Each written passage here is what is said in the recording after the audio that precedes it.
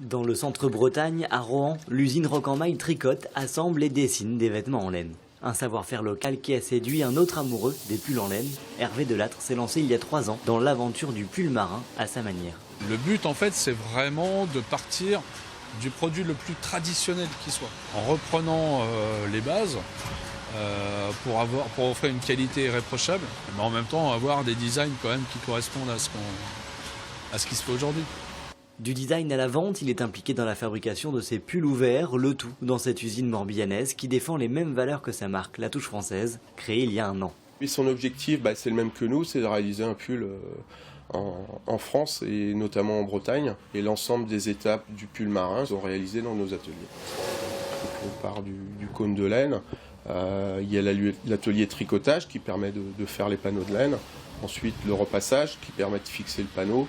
La coupe, on est resté à un savoir-faire coupé-cousu. Donc le panneau est coupé et ensuite il est confectionné, puis expédié. Nouvelles coloris, détails originaux et qualité de maille, ce sont tous ces éléments que met en avant le créateur de La Touche Française pour défendre la qualité Made in France.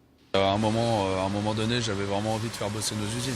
Il y a un engouement pour le Made in France effectivement aujourd'hui. Je pense que c'est une bonne chose. Il faut que les gens comprennent. On a tous les savoir-faire pour proposer du Made in France sans tricher aujourd'hui. Alors que vous soyez plutôt attiré par le caramel beurre rayé, le pull artichaut ou encore le granit, les marques françaises et les rayures ont encore de l'avenir devant elles.